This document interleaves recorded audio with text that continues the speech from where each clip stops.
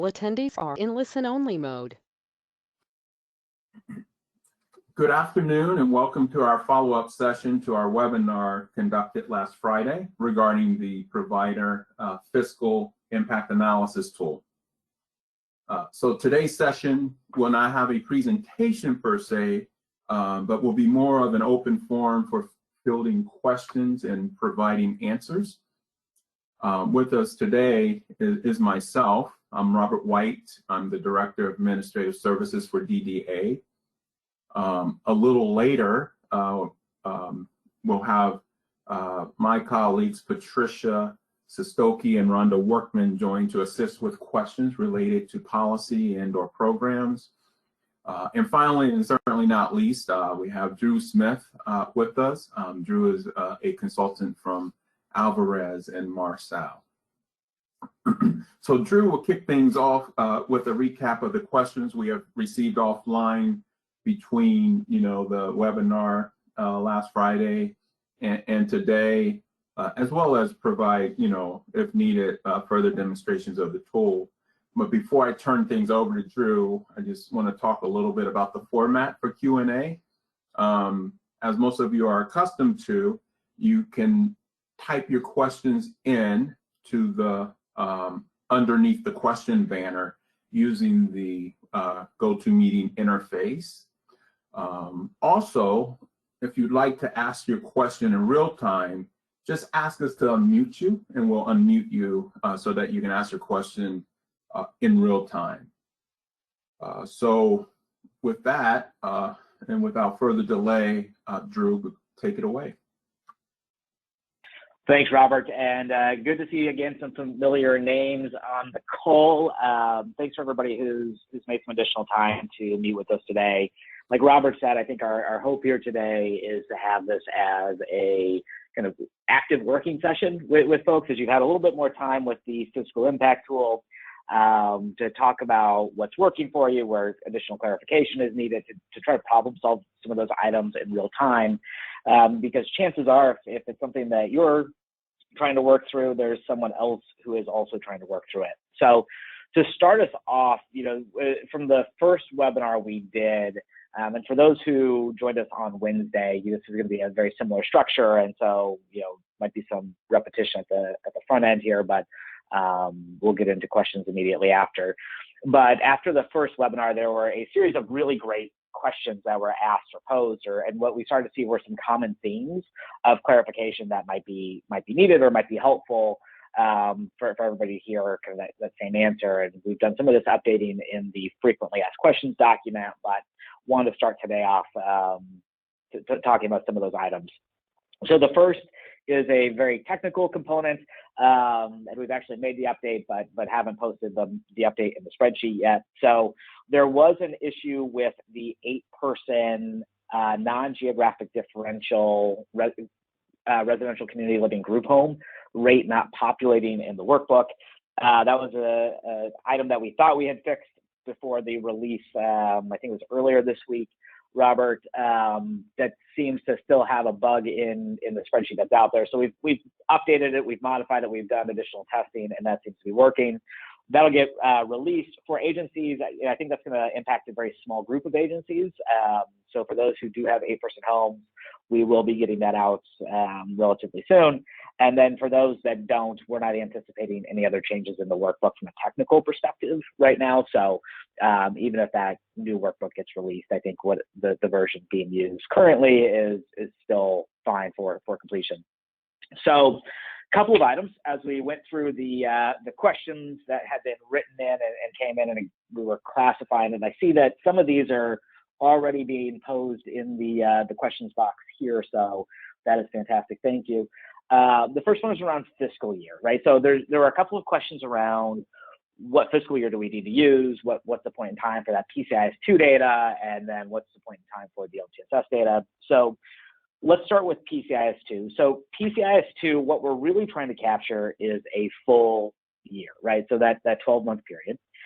The easiest from a finance perspective is typically to do a fiscal year. So, for our full fiscal year, we would be looking at fiscal year 21, which would be the most direct. Now, for agencies that want to make sure that they get the full increase in PCIS2 rates that went in April of calendar year 21 into their comparison, you can use a different 12-month period, right? So you can use a January to January, or you can use a March to March.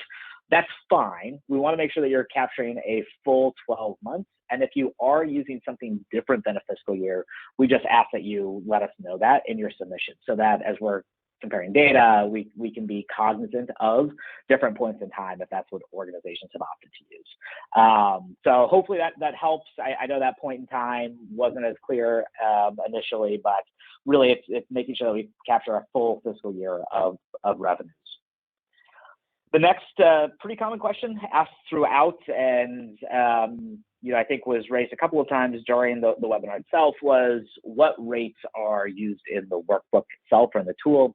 Is it the fully loaded rates, or as part of Robert's presentation last week, talking about the 86% funding level? So these rates have all been updated with the 86% funded level, what DDA has referred to as the budgeted rates. And so there's no other modifications as you're doing these inputs that would be needed. The rates that are in here are the rates that DDA has used for budget projections. Next is a question that it's a really good question. It's about, as we're thinking about moving from one system to another, from one set of services to a new set of services, from one set of billing constructs to a new set of billing constructs. The question was really around, or a couple of questions: do we use authorized services, or do we use services that we think people are actually going to be using? Really good question.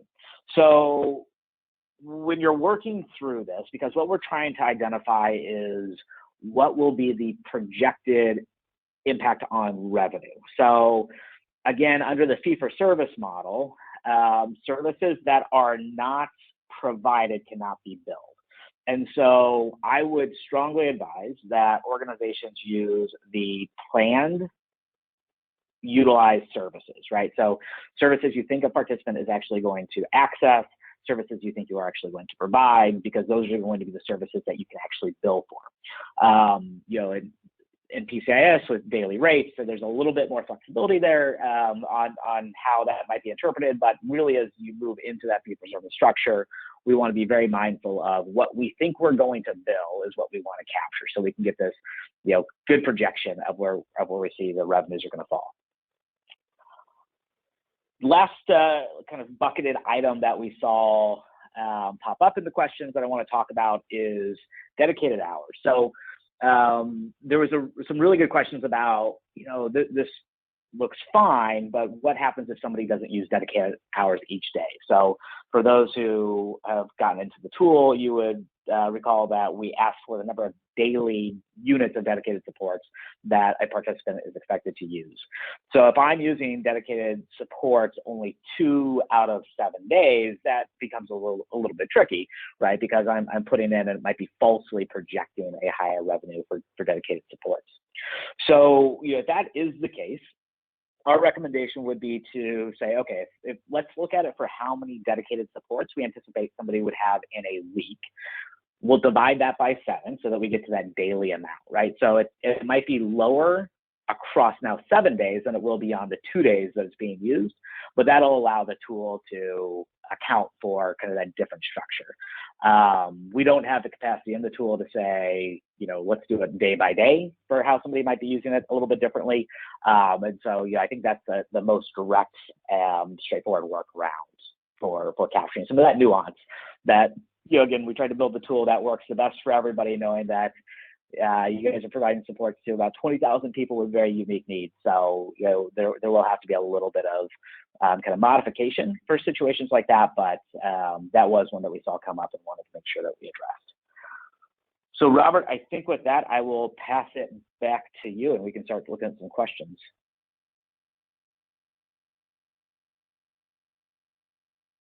Great. Thank you, Drew.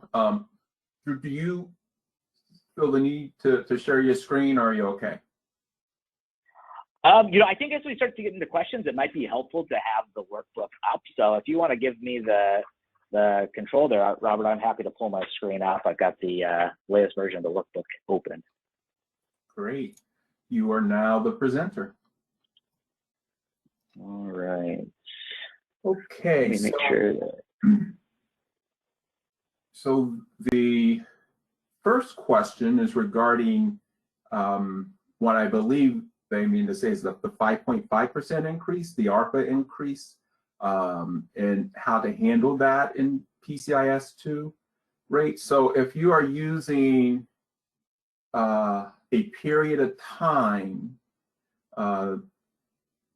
prior to the 5.5%, so the 5.5% is probably not going to be reflected in your PCIS revenue because those rates just went live about a week or so ago in the system. So what you would want to do is to just take that revenue and pad that 5.5% on top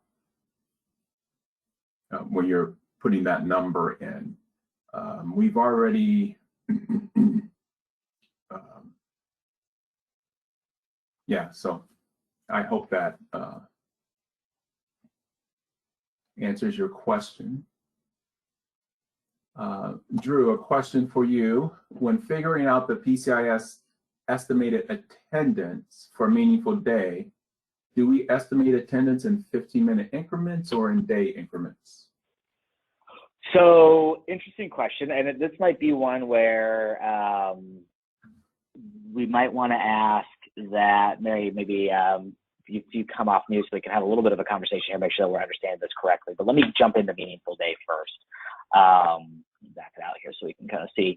So from the PCIS2 side, right, for the attendance, we're not really looking for the inputs in the same way as number of units for PCIS2. Now, so really the core piece of PCIS2 data that we're looking for is total revenue for day services, right? So that's that bucket up here in the upper left in B2. Now, you might be using PCIS2 as kind of a guide to what you expect and doing that crosswalk between PCIS2 services and LTSS services, which that might be more of what you're asking about. But really, from the perspectives of this workbook, there shouldn't need to be a direct reason for pulling attendance records for PCIS2 for day services, unless, again, you are trying to do that crosswalk. And if so, then I do think it would make sense because depending on the service, the majority of the day services are in 15-minute increments. And so to get an apples to apples, if you were using PCIS2 attendance records, you would want to think about, making sure that you're converting that into a 15-minute increment for like services. Okay, great. Thank you, Drew. Patricia, question for you, and this is regarding overnight and overnight enhanced. And Jay, let me know if you want us to take you off of mute to ask your question in person if I don't get it right. But the question is, if an individual receives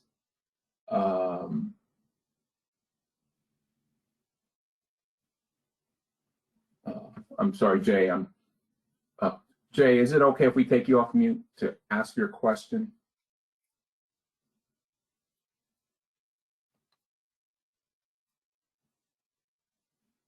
Robert, let me see if I can summarize it. I think he's saying that if there's a person who has who needs support, Donna, is Jay Balint? So if you can unmute his name, so yeah, he can ask. Working. He's. Can you hear me now? Yep, we can. Hi, Patricia. How are you? Thank you. It's basically if an individual requires staff present but asleep, available for them, and also requires awake overnight in addition. You know what I'm saying? Yeah. You don't want to. It looks like by filling out the form you could be double dipping. So would it be 2 to 1 for just that time period for that many units, or would it be awake overnight enhanced? So I think. Sense? Yep, that's a really good question. So let's say that you're talking about this person.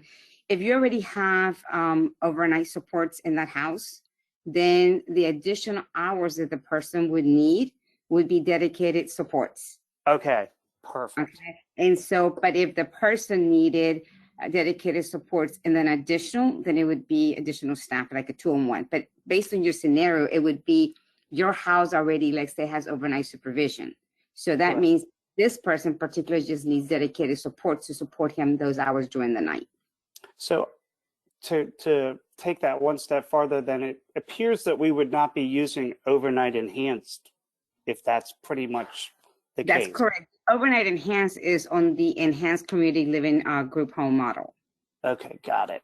Thank you so much. Sure. Okay, have a great day. You too. Awesome. Thank you, Patricia. Question here regarding, how to obtain PCIS2 revenue if the system is currently down. And so if you have no way of capturing that revenue in your own systems, then unfortunately, you would have to wait until the system comes back up. And, we are receiving, so just to let you all know, PCIS2 is a priority for the department to get back up and running. And so that's the good news. And once we have a timeline for that, we will be communicating that to the, the DDA community. Okay, Patricia, one more question for you. This person says, our understanding is that the monthly follow along and ongoing support hours can be billed simultaneously each month. Given this, what are the stipulations to be able to bill both in the same month? Scenario 1, we conduct 2 direct contacts, either virtually or in person, with an individual who is working. Do we only bill the monthly follow-along supports, or do we bill the monthly follow-along supports and ongoing supports for the amount of time we provided the direct contact, either virtually or in person? Understanding this will allow us to complete this tool accurately. It's an excellent question. And because both of these services can be billed simultaneously, then we would be asking you to bill your monthly follow-along supports and your ongoing supports based on that person's need. So based on your scenario, you have 2 direct contact hours, whether it's virtual or not. So you bill those plus whatever you've been approved for the ongoing supports. Great, thank you, Patricia. And one more related to licensing. For group home size, do we enter the license capacity or the actual residents in the home? So I'm going to answer this, but I'm going to ask Drew, because when we looked at this, it's going to be based on the person that you actually have living in that home at that moment. Let's say that, let me give you an example. Let's say that you have a 4-person home, but right now you really have 3 people. Well, if you add in the 4th person the following month, then that amount is not going to carry it over to the following. So is your home going to be a 3-person or a 4-person? So if you're estimating this and you put in the tool, I would recommend, Drew, please correct me, whatever that capacity is that you're going to be running the house for that year. Drew? Yeah, that's exactly right, Patricia. So the way that LTSS operates, right, I think most people are familiar budgets, so we're thinking about this the same way, is LTSS will look for the participants who are associated and living in the home for that service on a monthly basis, right? So the first of each month, it's going and check in saying, we find 3 people who are living at this site location. And so it's going to pull and put the rate for those 3 people at that home site. And so to Patricia's point, right, I know that at times there might be open beds, or you might be purposely leaving beds open for a crisis that might occur. I would enter this with what you would anticipate your utilization for each of your home sites to be. And so there are a couple of different ways. So I'm actually going to flip over to the other tab here for community living group home to also be thinking about this, right? So if my first home is a home, and we're just going to say overnight, and I'm not in the geographic differential, I'm going to put that I've got 3 people here. What I would look at, right? So if this is either licensed as the 3-person home, or I just know from operating this home that typically I have 3 people in beds and 1 bed that I leave open, then I'm going to fill this out like a 3-person home, because that's what the system's going to look like. The other way to just be thinking about this as well is if you want to think about where you might have some gaps in the home, and so you can model it both ways, is your capacity could be 4, right? So I might put in my 4 people, and then where I might make the change is that I think only one person's going to live here for 200 days, but everybody else is going to be there for 360 days. And so this will allow you to model that. So I think it really depends on your agency and how you typically operate your homes. But I would kind of fall to that number of people that I expect to be in a home throughout the year. And then if I wanted to model it the other way and just say, well, what happens if I do fill that other bed and now I've got that person there for a portion of the year? You do have that flexibility as well, you know, adding another resident, of course, changing it from a 3-person to a home to 4-person in your home size, and then changing the days per year that you'd be billing to the home. Really good question, though. Yes. Excellent. Thank you, Drew. One more question, Drew. In the PCIS2 rate, there is a base rate divided by admin rate divided by, or that might be a plus sign, I can't tell, unfortunately. In the, or plus a transportation portion. In the LTSS, are the admin and transportation portion included in the rate on the fiscal analysis tool? Good question. So what I'll say is there's not a specific component for this, and I'll talk a little bit about why, and then, you know, Patricia and Roberts, you guys can chime in on this as well. So in the LTSS rates, right, those are all components of the buildup of the rates, of kind of that brick methodology. And so we don't ask for admin, just like this isn't meant to be a cost report replacement. We're not asking for each of those different components and for that kind of nuanced reporting, because this rate structure's intent is to, you know, capture as much of that in the actual rate itself, so that, you know, for every unit you're billing, you're pulling in some money that's getting banked for transportation and admin and all those other components. And so it is a little bit different than how the PCIS2 is operating, but no, we don't ask for it to be broken out that way. We don't have inputs for it, because the rates that are in here assume that that cost is included in the rates themselves. From the PCIS2 side, I think the other side of that question is we do want to capture as much of the data around the revenue stream from PCIS2. So including all of that, including the transportation component, including the provider component on top of the base rate. I mean, all of that in your PCIS2 totals for either the home or the service is going to give us collectively the best apples to apples look at the revenue streams between PCIS2 and LTSS. And so make sure you get all of that in there from the PCIS2 side as you're pulling all your revenue together. But from the LTSS side, really it's just putting in the number of units, and the rate will account for, is meant to account for those other components. But I don't know if Patricia and Robert, you have anything to add there. No, I think you got that. Yeah, thank you, Drew. So we have a few questions related to the geographic differential and how one knows whether or not it applies to them.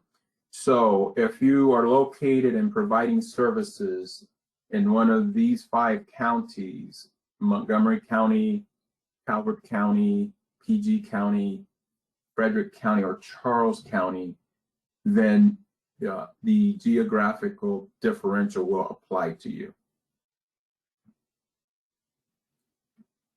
Okay, someone is asking whether or not this tool is meant to be completed and filed with the DDA, or is this an optional process and the tool is just for your own use? So the purpose of the fiscal impact analysis tool is for you to fill it out and turn it into the DDA, and then we will take those tools and turn them over to Hilltop to analyze. And so, yes, the purpose of the tool is for you to complete it and turn it into DDA.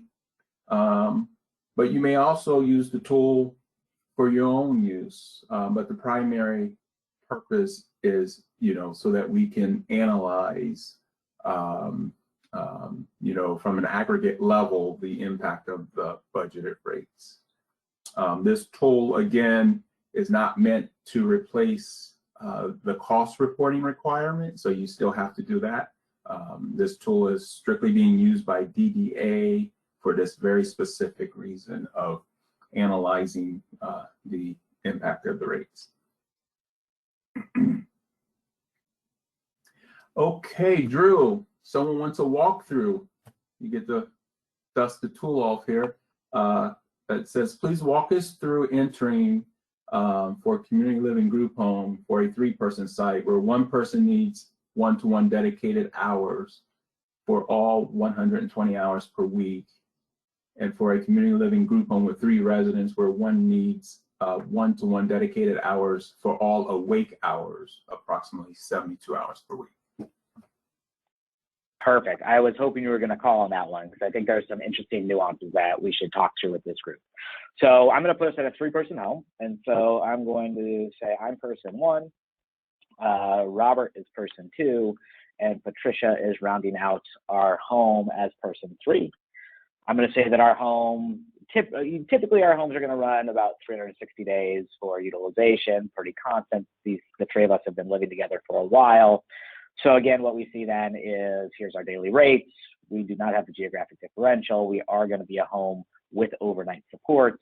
And so that calculates our annual base at $115,000 per person. Now, we're going to get into dedicated supports. So I'm going to say that I'm the person who needs our one-to-one dedicated supports. Now, the dedicated support input is actually capped at 72 hours in the spreadsheet. And so that, or 72 units, which is 18 hours, right? So if I were to put in 128, oops, I should get a error saying that I've exceeded the inputs, right? Because I can only go up to 72 hours. So that's going to match it for me. Now, what I would recommend in this scenario for this home, and if you have only one participant who needs those dedicated hours throughout the entirety of the day, up to 128, then what I would do is just say, Robert doesn't need dedicated hours, but from a fiscal modeling only, right? This is not replacing the PCP. This is not meant to change anything there, but just to model what do the dollars look like. And then I would add a second line here, and I'd say Robert needs 56 hours of dedicated supports. And so then I'm going to get a more accurate view of the entirety of the home, right? So while Robert's rate, annual rates or annual bill is not going to move all the way up to $300,000, what that's accounting for is that additional 56 hours or 56 units of dedicated supports.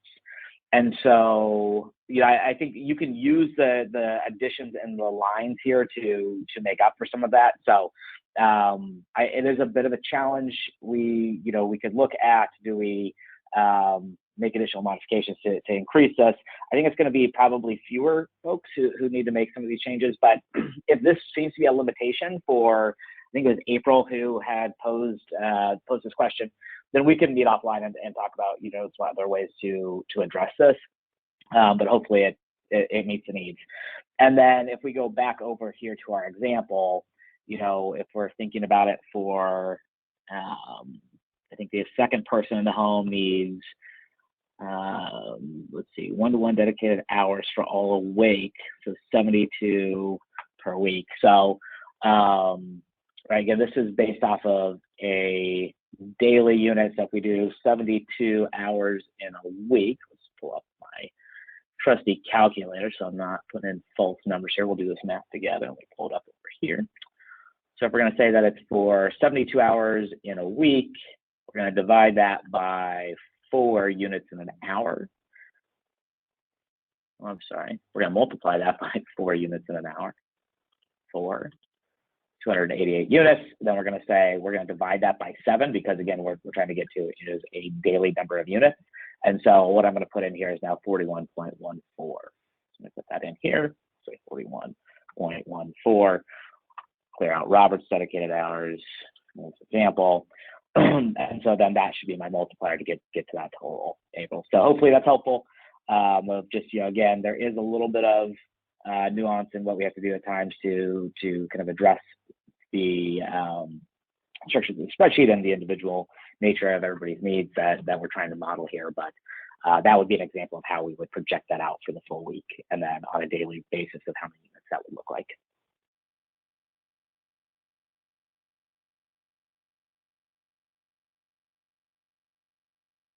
Thank you, Drew. So there's a question regarding the due date as a result of the security incident with the MDH server and whether or not we will extend the due date. So the due date for the fiscal impact analysis tool is January 5th, 2022. However, if you're having difficulties keeping to that due date because you can't access PCIS2 to get the revenue figures, then please reach out to us and we'll work with you. We're not going to hold that against you, so just let us know and we'll work with you. Okay. There's a question regarding the new PCIS2 rates and where they're posted. And by new, what they mean is the PCIS2 rate plus the 5.5% APRA increase. So those rates were updated in PCIS2 prior to the outage. So, and we got some emails and we went in and confirmed that those rates are loaded. However, what I can't answer at this time is whether or not we updated those rates on the website before the site went down. And even if we did, what we're finding is because they restored the website using a backup, that some of our more recent updates are no longer there. Now that could be because the backup that they installed, that they brought the website back up on was either older than our last updates, or it's because some of those files are residing on the network drive, which would not be accessible at this time. Okay. Question, Drew and Patricia, and we can all probably chime in, is how do we reflect sleep overnight hours in residential? Only saw overnight awake and no overnight in drop down. Oh, I think that's a good question. So we have two options. We have a house with overnight staff and a house without overnight staff. So based on your business model, you would then need to say, okay, this is a house with overnight staffing.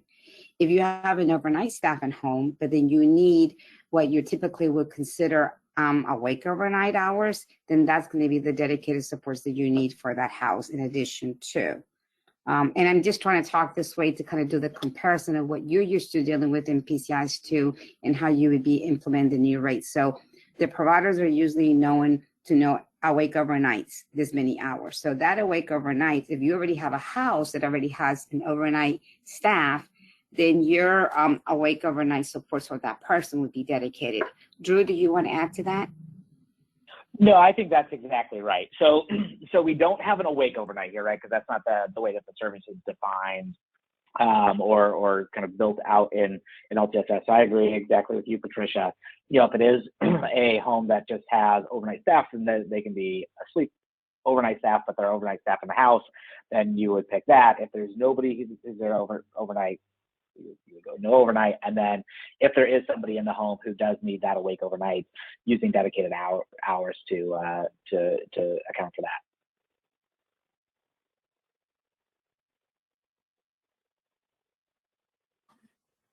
Thank you, Drew. The next question is a combination of a statement and a question. In order to compare apples to apples, we are using PCIS2 prior year numbers to compare to LTSS. So if John received services 5 days per week with the PCIS2 numbers, but expect it, you know, in LTSS to be reduced to 3 days per week. We think we still need to enter 5 days, so we are comparing apples to apples.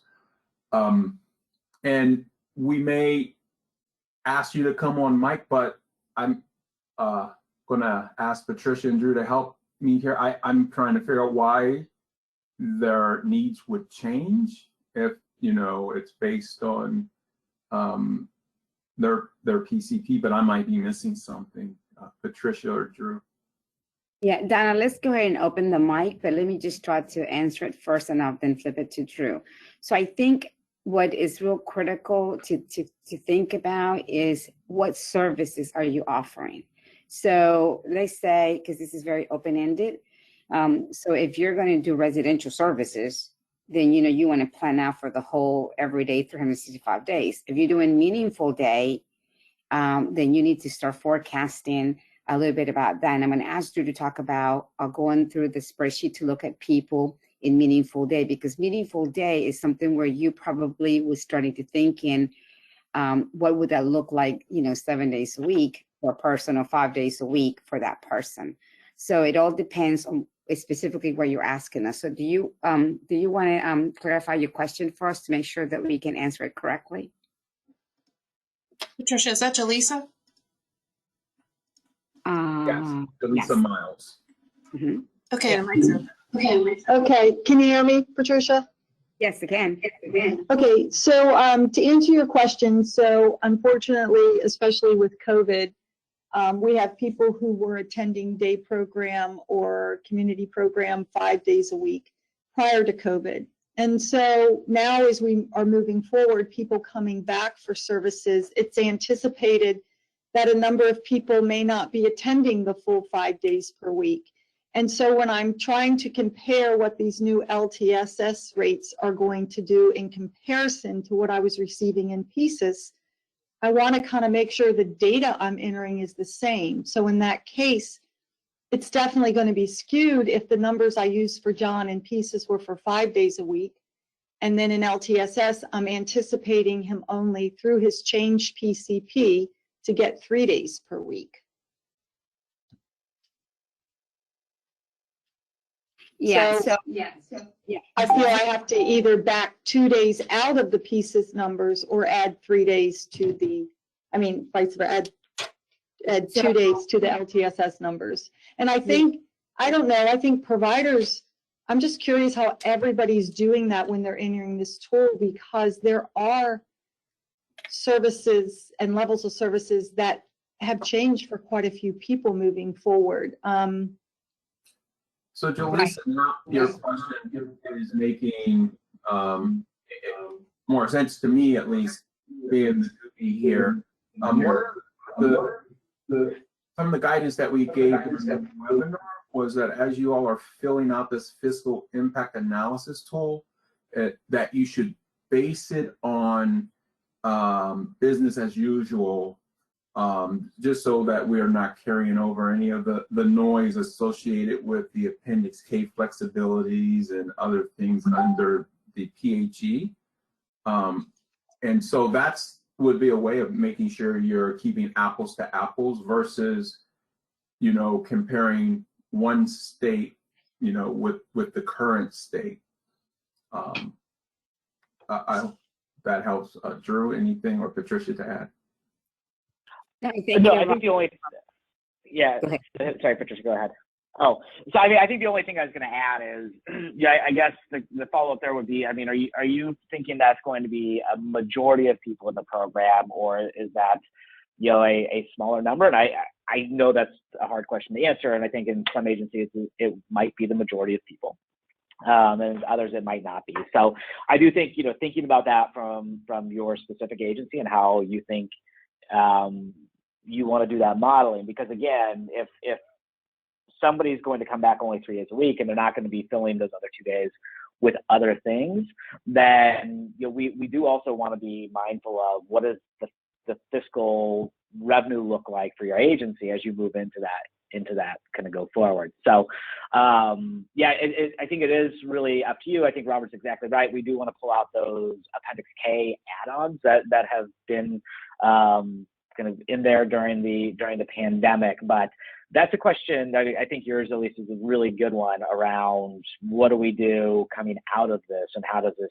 kind of movement into LTSS look for our agency? And so yeah, I think you'll have to kind of decide of how do you want to play that, because it is a bit of a risk factor for you, for your agency, right? As you think about how you model that differently between those two scenarios. And to be honest, if I were you and I was filling this out, I'd probably model it both ways. I would model it with an apples to apples comparison, and I would model it with a what do I think is going to happen as we reopen services, so that you can use this tool to really best inform your decisions, right? Because I mean, as much as this is for DDA's perspective to understand kind of what this looks like for your agencies, it's also a tool for your agency to kind of use this data to say, what do we do as we start to make some of these changes and as we start to think about services under the new models?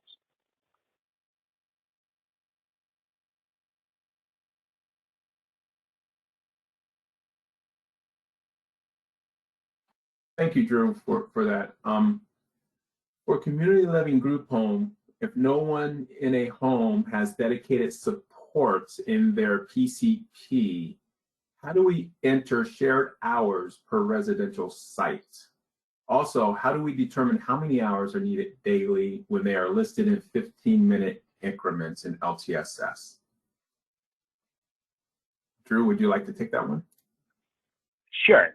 So I think there are a couple of things going on in the question. So I'm going to try to break it down and just let me know if I'm capturing it, Robert, or if I seem to be missing anything here. So if nobody has dedicated hours in their plan, then there's really not you don't need to worry about it, right? It's not like you have to put dedicated hours in as a calculator for any of the shared hour assumptions. So the rate model itself at different home sizes has shared hour assumptions built into it. And so the intent of this tool is, again, not to capture that cost side, not to capture the staffing plan that your agency is likely to use, but instead to be testing the rates. And so really the drivers on the community living group home are the no overnight, with overnight, or with overnight enhanced. So what type of home is it? We're going to do with overnight. So there are hour implications, right? Our shared staff implications that go with overnight versus non-overnight with the number of hours. Then it's geographic differential or not. So I'm going to say that in this instance, we are, yes, geographic differential. And then the last input is the house size. And so again, house size has different assumptions for shared hours based on that size. Sorry, my computer knows it's Friday and is trying to force an early shutdown. So we're just going to say that we are a 3-person home here again. So if I don't have dedicated hours for anybody in the house, then this calculated annual base. So with, again, it's the number of days per year times the daily rate gets me my annual base, then that would be what I would project for the revenues for that participant. So the staffing assumptions that are built into the rates, I think can be found. I think of the FAQ document, there were some additional linkages to policies and some of the billing guidance I know DDA is working on updating that has some of that nuance. But you don't need to add anything in the dedicated supports if nobody has dedicated supports. The rate, again, assumes shared staffing hours in the assumptions to build the rate itself. And so if the home had the 3 people, sorry, scrolling too far, the home had the 3 people and it did not have any dedicated hours, then what I would look at is the base for this home with overnight support with the geographic differential is $395,000 in projected revenues. Great, thank you, Drew. One more question, Drew, related to the tool itself. How do you capture both 2-to-1 and 1-to-1 for a person who receives both? Really good question. And Patricia, I know we were talking about this in email, and it's kind of similar to the example we showed where we split hours, right? So the tool doesn't allow you to model both. It's a little bit rigid that way. You know, it gets pretty clunky if we start to build in too much of that kind of nuanced input. And so we built it thinking that it would capture the inputs needed for the majority, but then of course there are going to be a couple of instances where it just doesn't fit everybody perfectly. So if there's a participant in the home, so again, we're going to use a 3-person home, and let's just say that I need 1-to-1 for, let's say, 72 units, which is 18 hours a day. I'm just going to write this down so I remember my inputs here. So 18 hours a day. And then for 2 hours a day, I also need 2-to-1, right? So I can't input both of those for myself. But Robert and Patricia don't need dedicated support. So, the shared staffing model in the home is going to work for them.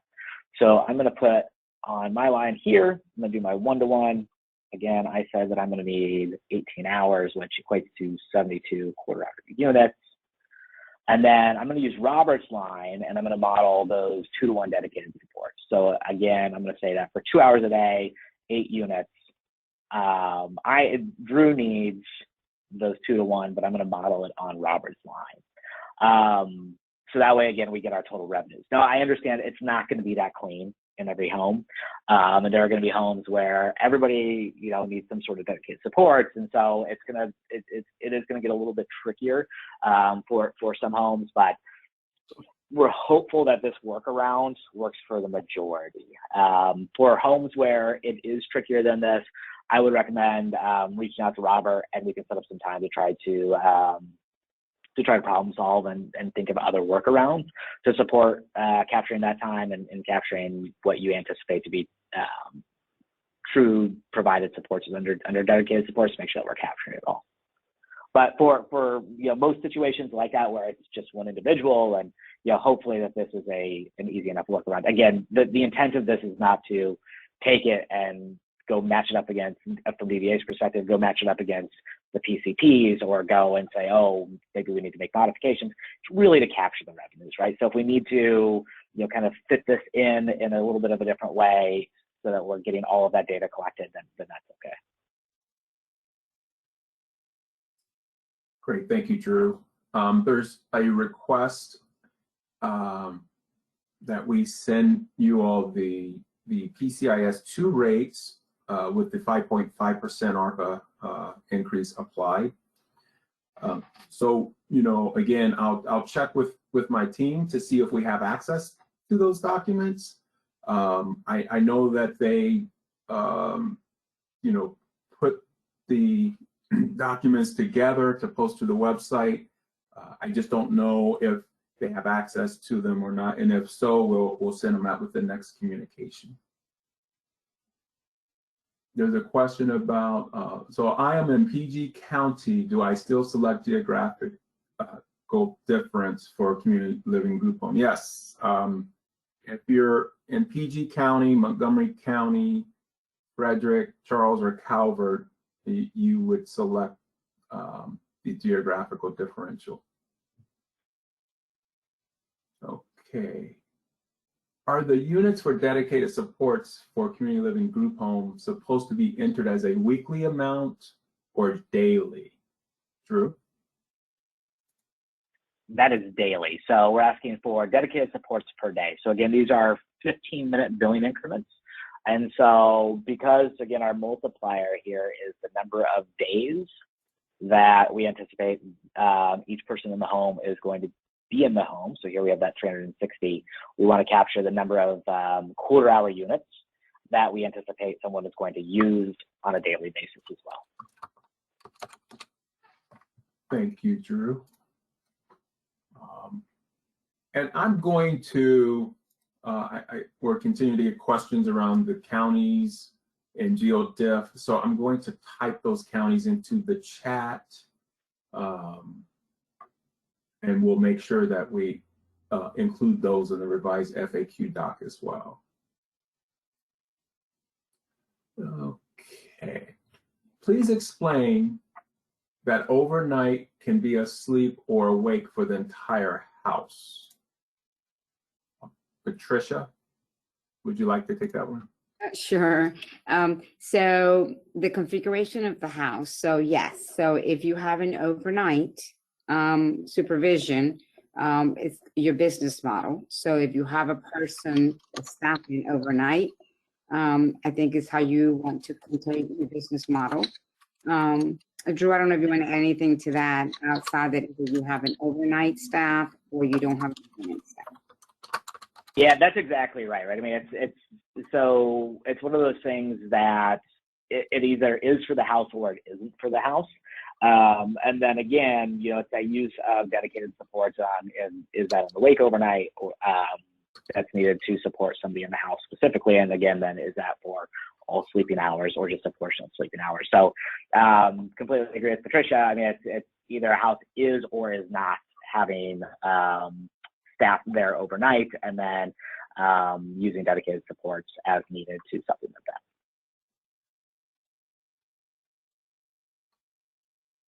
Okay, great, thank you. Jennifer Rudolph, we're going to take you off mute because I think you may have a two-part question and another, and some other questions might have gotten populated in between the two. So would you mind coming on live and asking your question? Yeah, can everybody hear me? Yes. Okay, perfect. My question was around some of the guidance that was issued and the Q&A. And it's about the CDS, when billing starts for CDS. So in the Q&A, the question indicated that billing begins when you pick the person up from their home. However, in the transportation scenarios that were issued on September 21st or 24th, it clearly states that billing does not begin until you get to your first destination in the community.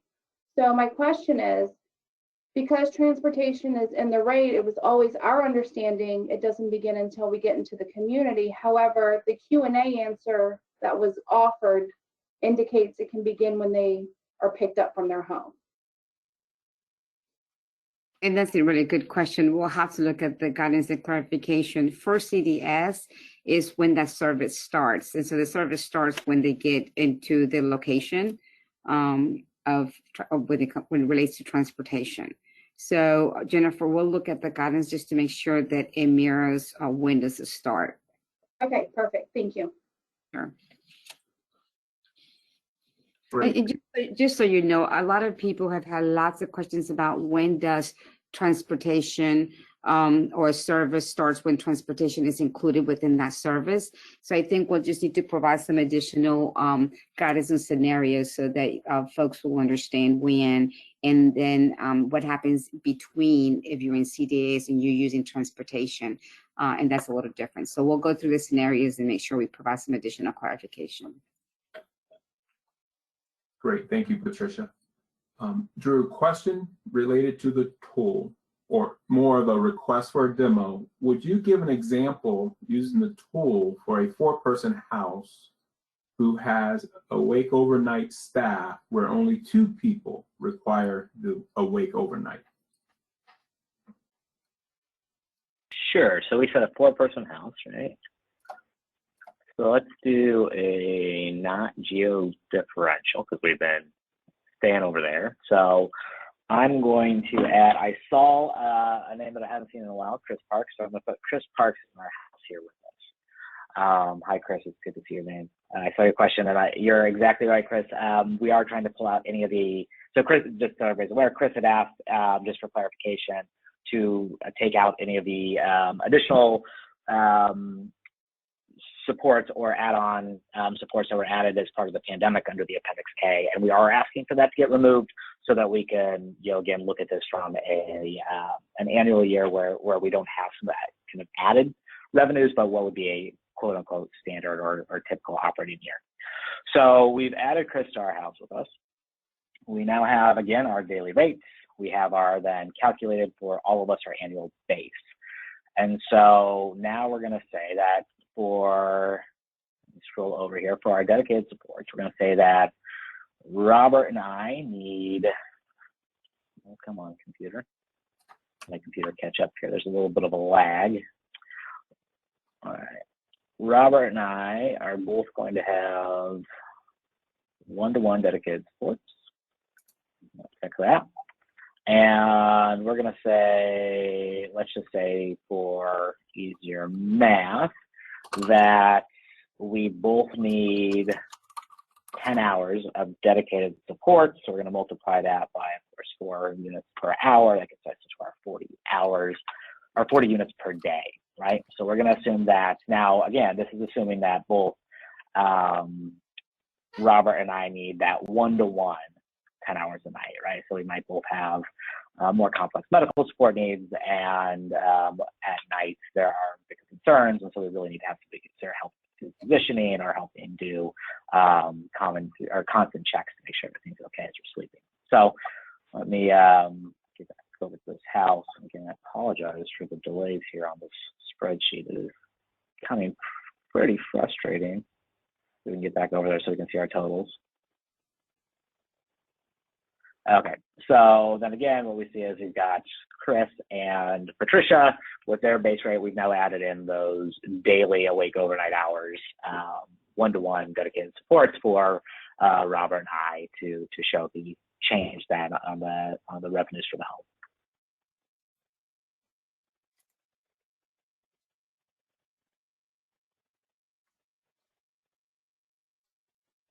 Okay. Are there other components there, Robert, of what they wanted to model in that? I don't believe so, Drew. Okay. Okay, great. So there's a question or comment regarding PCIS2 being down. Yes, it is down, and that would apply now. However, some agencies, if you're still, maybe have your own accounting systems where you're also tracking revenue directly to the participant, that's sort of JY, I put out there that if they're impacted by the fact that PCIS2 is down, then we'll work with folks on the meeting who are not able to meet the timeline. But if folks have another way in which they've tracked their PCIS2 revenue, then by all means, put that in there and just make a note of it. Thanks. Okay, we may have time for one more question. Okay, I'm looking for one that's not a repeat. Maybe Patricia, will end with you. There was a clarification being sought regarding, let me see. Not sure if you see that question or not, Patricia. So, I don't see it. okay. Okay, maybe it was somewhere else. Okay. There was a clarification I think Matt Morgan had about the face-to-face contacts and follow along. Yes, that was it. Yes. Yeah, and I did respond that you can bill for the follow along and the ongoing supports. And I went back and looked at the policy just to be sure, and that is correct. So I wanted to make sure that he got the answer. And so, yes, you can bill for the follow along and the ongoing supports. Okay, great. Okay, one last question that I know Drew can answer within a minute. The analysis tool shows the same rate under shared living for Geo and non-Geo. Is that correct? Oh, Robert, you're giving me too much credit. Let me run over here really quick. So we're going to do shared living. Shared living, and we do. I believe that is correct. Let me just check it. So we do have the, sorry, got the rate lookup tables on the back end. And so let me verify that. You might have found something that we haven't heard. No, that is correct. We do have the same for geographic and non-geographic rates, which I believe is true for shared living. I don't believe there is a geographic differential, but Robert and Patricia, you can verify that with us as well. Right, for shared living, we just have the level 1s, 2, and 3 across the state. Yeah, thank you. Great. Again, thanks to everyone who took the time out of your Friday afternoon to join us. There were several questions submitted that were, quoting actual rates. And so those questions require that we go back and do research, but we will get those questions answered and get back to you. One of the things we don't want to do is to try to make assumptions and or shoot from the hip when folks are, quoting specific rates if we don't have access to those rates to give you an informed answer. So we want to thank you again. You provided us with a lot of questions that we can use to revise our FAQ document. And again, if you need support or have any questions while you're navigating the tool, please reach out to your regional fiscal staff and or send me an email, and we'll make sure that we get your questions answered. And we're even willing to schedule some time to share screens and to help people navigate the tool.